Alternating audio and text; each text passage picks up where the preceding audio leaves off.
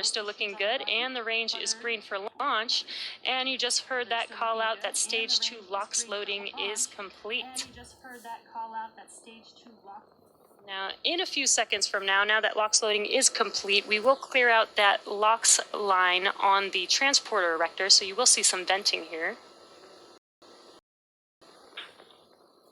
Ground gas closeouts have started. And there you can see the venting on your screen. And at T-minus 1 minute, coming up in about 15 seconds, Falcon 9 will be in startup, and the first and second stages will begin to pressurize for launch.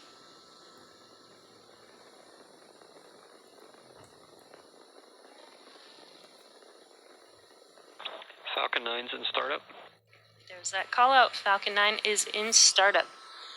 Now we're waiting for the final go for launch in a few seconds here.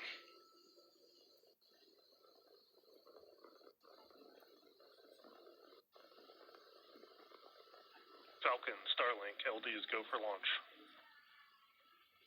And there is that call out that we are go for launch. So at T-minus 30 seconds, we are, all systems are go for launch. So let's listen into the terminal count and watch as Falcon 9 takes our stack of Starlink satellites into orbit.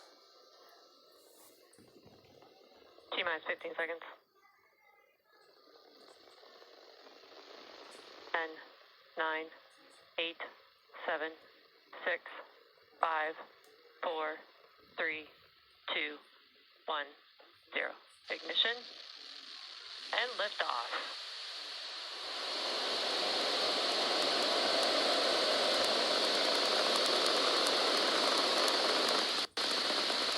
Stage 1 chamber pressures are nominal. Vehicle is pitching downrange.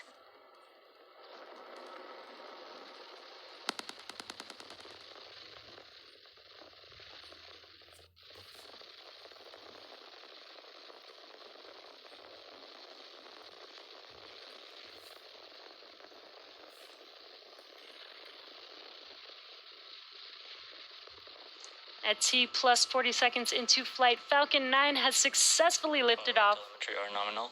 from Space Launch Complex 40 at Cape Canaveral Space Force Station, carrying our stack of Starlink satellites to orbit. Now we are throttling down that first stage in preparation for Max Q. Max Q stands for... And there's that call out for Max Q. This is the largest structural load that the vehicle sees. Now, coming up in about a minute, we'll have 3 events happening within seconds of each other.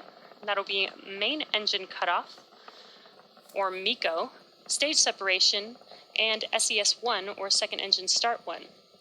Now, MECO is where all 9 of the M1D engines shut down, and that slows the vehicle down in preparation. Vehicle is following a nominal trajectory. That slows the vehicle down in preparation for the second event, stage separation. MVAC engine chill has begun. And stage separation is where the first stage separates from the second stage.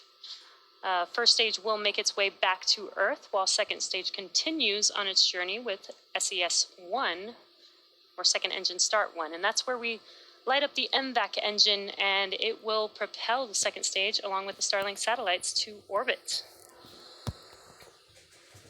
And we're just under 30 seconds away from those 3 events. Again, that is MECO, stage separation, and SES-1. We've got a really cool view of the first stage and those 9 Merlin 1D engines burning bright.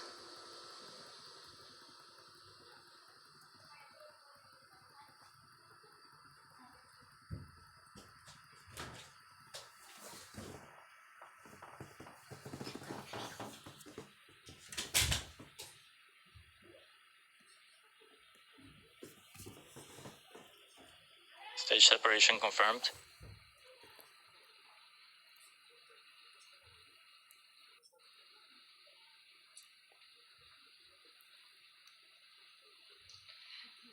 And there you saw MECO and stage separation. On your left-hand screen is the first stage with the right-hand screen being the second stage, and you can see SES-1, that MVAC engine is now glowing bright red there.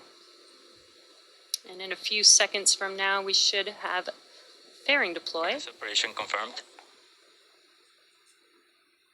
And there you can see on your right-hand screen, the fairing has deployed. As a reminder, we will be attempting to recover the fairing halves today with our recovery ships Mystery and Mischief.